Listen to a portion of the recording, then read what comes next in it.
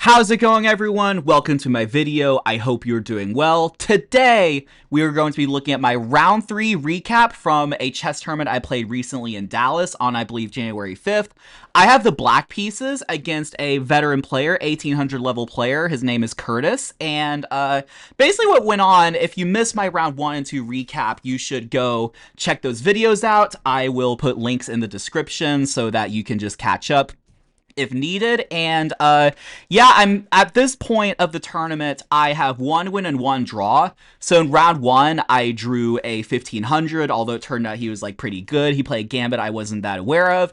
And then in round 2, I played a 1600 player, and I had an advantage, and then it was equal, but then I ended up winning because he made some mistakes. So here I am in round 3 with a chance not to win it all by myself, but if I win, I'm at 2.5. I definitely win a prize, and depending on how the other games go, I could tie for first, because I believe there were 2 kids who were at 2 points each, so they were playing each other, like 1700 level, and then I was at 1.5, and then my opponent from round 1 was also at 1.5. He was playing like someone like 1500 or something. Maybe he was even playing someone 1000. I'm not exactly sure, but anyway, he ended up winning, so I would have to like sort of catch him as well. So with that said, let's dive into this game. So my opponent played e4, and as I've talked about in previous videos, I've played different things against e4, and I've been trying to experiment more Sicilian.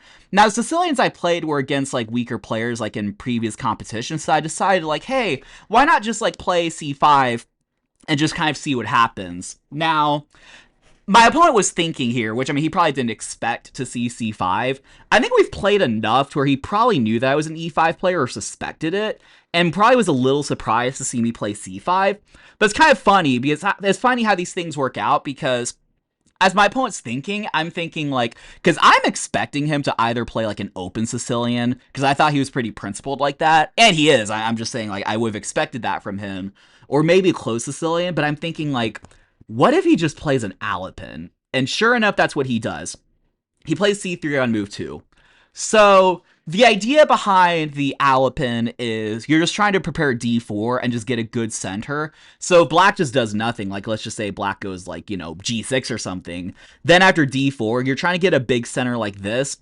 And of course, you can develop your pieces around it and everything like that. But obviously, black is sort of has some ways to kind of like counteract that. Now, there are 2 main moves against the Alapin. I think there might be more, but the main responses, from my understanding, are d5 and knight f6. Knight f6, from what I understand, treads very theoretical waters. After e5, knight d5, and I think after d4, there's some theory with like takes and knight f3. I think the line is like knight c6, and then d6. Here, then here. I mean, there's stuff like this, and honestly, I didn't really know the theory of all that very well, so I decided to go for what I thought was a little bit more intuitive and just straightforward to play, which was d5, and after d5, the idea is that, like, I know my opponent's trying to kind of, like, counteract in the center, or my opponent's trying to take the center, so I'm trying to counteract by playing d5. So my opponent takes, I play queen takes, and part of the reason I'm able to do this without much worry is because with the pawn on c3, he's unable to put the knight there, at least for the moment. Actually, really for a while, unless some other things happen. So I'm able to just play queen takes d5 without really worrying about him playing knight c3, and then I can just develop and everything like that. So my opponent played d4, I played knight c6. My opponent played knight f3. Here I play bishop g4, pinning the knight. And in this position, my opponent did something I thought was actually very interesting. I feel like most people would have done like bishop e2 here. I think that's probably the theoretical move. Yes. So the theoretical move is to play bishop e2, but my opponent decided to take the pawn on c5.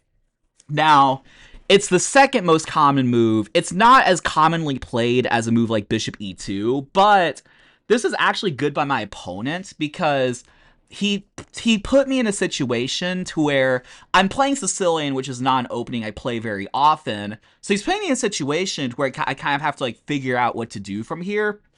And so I was like, I didn't want to take the pawn because I didn't want to recapture because I already moved the queen once to kind of get to this point. If I recapture the pawn, he could play like bishop e3, attack my queen, and it just didn't seem like something I wanted to do. So I ended up trading queens. and then playing a move which is very interesting. I feel like you rarely see this in like opening just like, just Explorer Theory or whatever, which is that I played a move which is the top move according to theory, but the computer says it's a mistake, which is this move E5.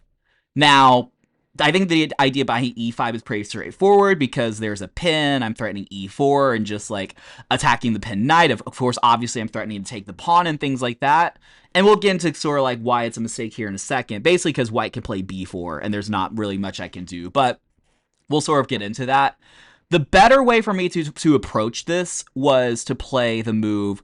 Well, there are a few moves I can play, but even just something like basically not committing my pawn to E5 by playing like knight F6 or E6. Because after B4, the difference is I can play a move like A5 and just kind of like chip away.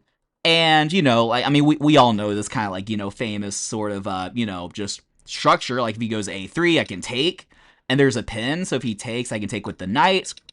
And if he just allows me to, I could take. I suppose he could play like bishop d2, but that's very passive and probably something he wouldn't have done. Like I could even take and play like knight e4 or something. But if he had played b5, which I think is most likely, I would be able to play this move knight e5. And the idea is that now I'm attacking the pinned knight, and it would not be possible after the variation I played, which is e5. Because after e5, b4, if we go into these lines with a5, b5, I no longer have knight e5. So that's sort of what I, didn't understand about the position. So after e5, my opponent indeed plays b4. And it's at this moment, like, it's kind of like sinking in. I'm like, oh shoot, I might just be like, just down a pawn this game. Down a pawn, there's not really like a lot of compensation. I mean, we've traded queens, and, after this line that we're about to see, my opponent has the bishop pair. So I'm just like, there's not really much going for me. Well, technically, I won the pawn back, but it was very unconvincing. Like, because after b4, I play e4, which looks like it just, attacks the pinned knight. I'm going to win a piece. The problem is he, of course, has this move h3, which attacks my bishop. So if I were to take the knight, he just takes, and this doesn't really accomplish anything. So I just took on f3, and then play e takes f3. And basically what's going on is it's technically equal material, but very unconvincing. Like this pawn, it's really just a matter of when, not if, it is gone. So basically I'm just playing down a pawn, and I'm like, what am I doing? Like, I play a Sicilian, he plays an Alapin, I play a line which seems reasonable, and he just plays this d takes c5 move, and I'm like, well shoot, I don't know what I'm doing here. So, so I understand I probably just got outplayed, but it's fine, we'll just keep grinding, right? So my opponent played bishop e3, I went knight f6, my opponent played knight d2, attacking the pawn, and I'm like, well, I'm probably going to lose the pawn. I played knight d5, just attacking the pawn and also putting pressure on the bishop in the meantime. I considered knight e5. I'm trying to remember why I didn't do it. I don't think it's very good anyway, probably because there's a move like bishop d4 or something.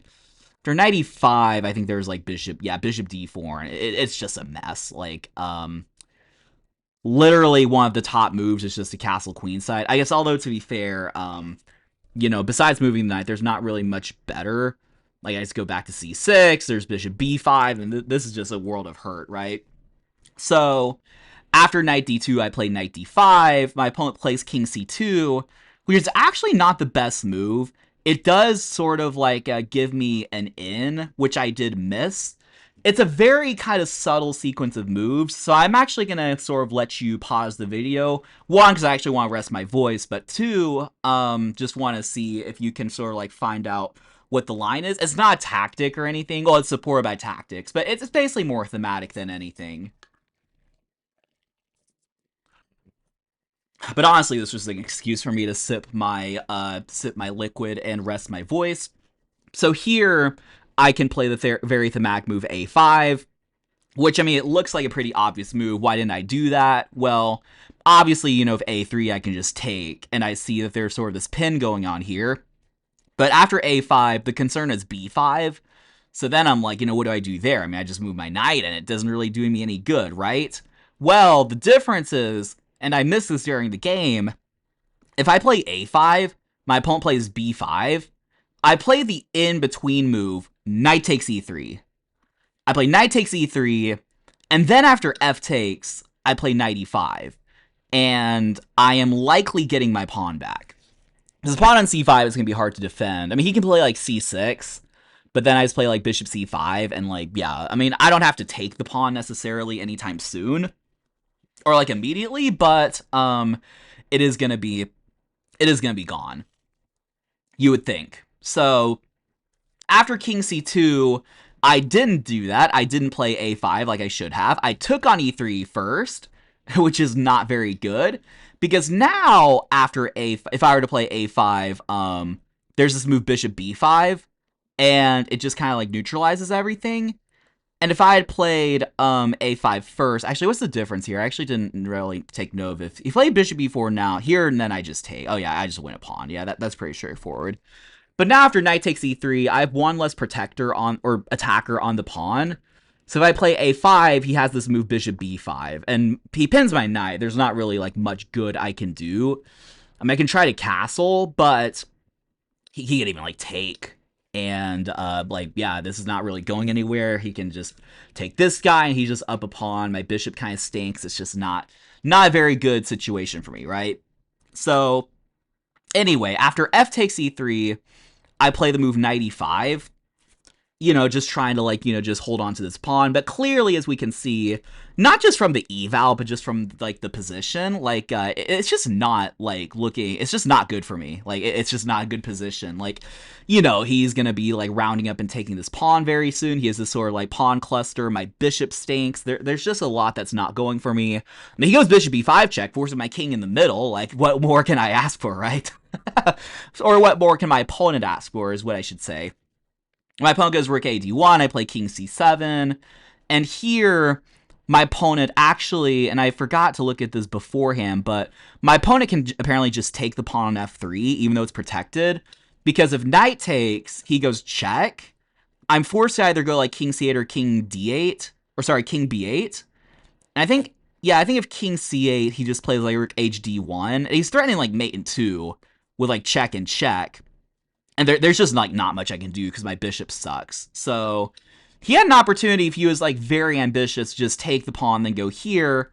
But I also understand, like, I mean, you're losing a piece, and if you don't see a checkmate or anything, like force or anything like that, then it's kind of, you know, it's kind of risky to go for, but there was that opportunity. But he didn't do it. He played rook h to f1, which is still okay. I played a6, he played bishop a4, and then I played a5. I'm like, I gotta try to, like, sort of, like, grovel. I think the reason I didn't play a5 first, I don't know if there was a reason. For some reason, I think I wanted to, like, kick this bishop first. Or maybe I just played a6 first, and then I'm like, oh, well, just gotta play a5, just gotta see what's going on there, right? And yeah, once again, he can just, if he wanted to, just take the pawn. Because not only does he take the pawn, he opens this up. He could have played knight takes here. And then, after, if I were to play, like, a takes, he just has, like, rook takes f7 check. And just, my king is just getting obliterated in thin air. So, anyway, after bishop b3, I played a takes b4, c takes b4, knight c6. I'm trying to hold on. And here, my opponent played, I thought he should have played king c3. And I thought this during the game, because I'm like, I'm desperately trying to move my knight back, hoping for some, like, attack here, and then, like, maybe I can just kind of, like, regroup. But if he plays king c3, I just saw as, like, he's just protecting the pawn, he's attacking f7, and he's attacking f3 as well. And there's just, like, not a lot I can do. I mean, like, I'm just going to suffer. After bishop e7, he can take f3. Sure, I can go check, woohoo, a check, but he just goes like knight d4 or something, and like, he just up a clean pawn, and like, you know, not only that, but his pawns are very strong, his pieces are active, he has multiple attacks, and it's just like not really something I should be enthusiastic about. But after knight c6, I think my opponent was either like over ambitious, or maybe he didn't like notice king c, I don't know exactly, no, he played b5, which, I mean, it's not a terrible move, as you can still see white is doing very well, but after b5, I'm able to go knight b4 check, and then take on c5. Now, there are two methods to do it. I can go bishop takes c5, just take the pawn straight up, or I can go knight d3 check, and then take with the knight. Now I'm going to ask the chat. Well, not the chat. I'm not streaming. I'm totally not streaming. I'm going to ask you, the audience, which way do you think is better? Should I take the pawn straight up, or should I just kind of go knight check first and then take? So I'm just going to use this as a chance to take a sip of my fluid and also rest my vocal cords. All right, so if you said bishop takes c5, you're wrong, and that's what I did in the game. Bishop takes c5 is a blunder, and we'll go over that here in a second. Because what I should have done is I should have gone knight d3 check and then taken the pawn. But actually, why is bishop takes c5 a blunder? You might be thinking, well, what's the big deal? I mean, there's not really a piece hanging. There's not really a tactic obvious. I mean, sure, he can take, but like it's not the end-all be-all, right? Well, the reason why bishop takes c5 is a blunder is because white can actually win material. Yep, believe it or not, white can win material by going knight e4, attacking the bishop, and also taking away knight d3, which is important, because when I drop my bishop back, a3 just traps my knight. a3 traps my knight. There's nothing my knight can do.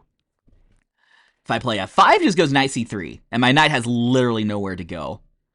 That did not occur to me during the game. It apparently did not occur to my opponent after the game or during the game either. But yeah, I blunder with bishop takes c5 because he goes knight e4. It's important to go knight e4 first because obviously if he goes a3, I can go check.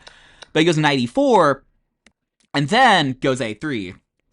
And my knight, believe it or not, is just trapped, which is kind of crazy because it's not like on the edge. Like you would think there are multiple squares that it could go to, but it's just trapped in thin air. So anyway, my opponent didn't quite go knight e4. They went rook takes f3, which kind of, obviously doesn't win because now I go knight d3 and my knight is no longer in danger of being trapped. So after knight d3, king c3, I play knight e5, attacking the rook. And then, suddenly, we trade some pieces, and I'm, starting to feel pretty good about myself, because, I dropped my bishop back to f8, then I play g6, bishop g7, and I'm like, not only do I get my pawn back, but, I have the better pawn structure, my opponent has, multiple isolated pawns, I have some piece activity, I might be playing for a win here, potentially. But also it's important to note that time pressure was approaching. I'm not sure exactly how much time I had here or whatever, but I was definitely at a time deficit. Partly because when my opponent played the whole opening and won a pawn and everything like that, I was soaking up a lot of time. So it was just one of those situations to where I just had less time than my opponent. I just had to deal with those consequences, right? So my opponent played knight d5, king d6. There's also a very fascinating line. I didn't necessarily see this during the game, but I thought my opponent could take on h7. As it turns out, knight takes h7 actually loses if I find the only move which traps his knight, which is f6. And f6 would take the square away, and then I can play rook h8 next move, and I am winning. So, anywho, I play king d6. My opponent played king d2. I play king c5, e4, rook e8. Sorry, rook d8, just trying to put some more pressure. He plays a4. I play f5, just trying to sort of rip this open, attack the pawn. And of course, if he takes, then I can go, I can go knight c4. I think during the game, I thought about this, just train to this type of endgame, where I have two minor pieces for the rook. But he does have an extra pawn, which could be an outside passer, so that'd be pretty tricky to deal with. But apparently after e takes, the winning move is just knight c4, which I think I would have seen. Because with knight c4, I'm obviously blocking the bishop's protection. And if bishop takes, king takes, yeah, I'm just going to take the knight. So I think that was pretty findable. So after f5, my opponent plays rook c3 check. I play king d4. For whatever reason, king d6 is better, but again, I'm thinking aggressively here. I'm going to play for the win. So I play king d4 to maybe, if my pawn ever pushes or takes to kind of support it. So my opponent goes rook c7. I go bishop h6 check. He goes king e2. And here I go king takes e4. I think more accurate was f takes e4. Because I think my pawn is more farther advanced, and I can just go I guess I can just like, well, I guess I'm attacking this, right? And there's like knight d3, knight c1 ideas, just things like that. But I played king takes, so I thought it was more logical to keep the pawn on the side to where I could like move it. But I guess as it turns out, it's gonna be kind of blocked by the king anyway. So why not just put the pawn forward and closer to the promotion? But neither here nor there. My opponent took. I played bishop c1, and here my opponent played knight f6. And this is the classic dilemma of what do you do? Do you go one king move or the other king move? There are only two legal moves in this position. And I will, I believe, one more time invite the audience to see black to play. What's the better king move? As you can see from the eval, it's not winning, but it's the type of situation that it could be very easy to mess up one way or another. So what would you do here as black? All right. Well, if you said king d4, that is the move that I played. That was more safe and cautious, but it's not the best move. The best move is actually to go king f4. And the reason is there are all kinds of lines of attack that can suddenly open up. Like, the position's only equal if my opponent plays knight d5. Now, I do think knight d5 is a reasonable move to play, but then I could play like king g3. And I have opportunities to like push my pawn up the board and everything like that. Like, if he just dilly-dallies, like if he just like takes my pawn, then he's losing after rook d2 and like check and bishop b2. And I have all sorts of ideas. Obviously, I'm attacking the knight, but also there's here, I could play king g3, like there's rook check, and just, this would be completely winning. And my opponent's pieces are too discoordinated to just be able to do anything about it. So, anywho, after knight f6, I didn't play king f4, which was more aggressive and I should have played. I played king d4, which is safer. The reason during the game, my justification was that I realized he has the pawn majority, so I need to get closer. But as it turns out, if the king is getting mated, it doesn't matter, right? Who cares about pawn majority or passed pawns or promotion if the king is just getting mated potentially? But I play king d4, and then after rook takes, king c3. This is where I'm thinking like, oh, maybe there's like, check. But my opponent does play rook c7, which is basically just secures the draw. I take here, and eventually, like, I approach my king, I use my knight, and we have a situation where there's something like this, where it's a draw. I didn't notate the rest of the game because I was, I was in time pressure, but like my opponent's up a pawn, but like I just move over my knight to eventually sack for the pawn and then just draw the game. I mean, he made me prove it, obviously, but I ended up doing that. So with that said, that put me at a final score of 2 points out of 3 because I drew 2 games and won 1. That actually did not get me a prize because the field was relatively small and there was only first and second place, as well as like an under 1700 prize, I think, which I didn't qualify for. But there's only first or second, which was split between the 2 kids who were playing for first because they drew, and then my opponent from round 1, who got an easier pairing than I did. So he also got 2.5, I believe. So, yeah, that's the tournament. I gained 1 rating point because, the draw kind of nicked me. But other than that, I did pretty good. So I went from 1780 to 1781. And, yeah, I think just like sort of previous games in like, previous tournaments recently, there's obviously some rust and some sense of like not playing well. Like in round 1, there were moments where I could have lost. Round 2 was pretty smooth, but then again, like I was winning, but then kind of like, kind of allowed him to equalize. Now, obviously, this game, like there are moments where I'm just like, there are moments where I'm just losing. Well, that's obviously bishop takes c5. Even like before that, I'm thinking, like here, like it's +3. It's equal material, but it's +3. So my opponent's position's doing really good, but all that to say, I think it is good that sort of this year I've been able to play 2 tournaments, being very rusty and obviously not playing well, but still gaining like cumulatively, I think 11 points. So I think the previous tournament I gained, no, did I get 20? I think I went from 1760 to 80. And then, so I guess I gained 21 points, but this term I gained 1. So not bad. And my next tournament, actually, at the time of uploading this, or at least recording, probably uploading, is tomorrow in Waco. So I'm going to play 3 games. It's be a pretty strong field, and I'm very excited about it. And as usual, I'll play the games. I'll update on my Instagram. I'll let you know how that goes. So if you want more updates like this, please feel free to smash that subscribe button. Also follow me on Instagram and Twitch. I'll put a link there as well. Would greatly appreciate it. And yeah, with that said, I think I will let you all go. Thank you all so much for watching and for the support as always. Appreciate everyone who's subscribed and everything like that. And on that note, I will let you all go. Peace.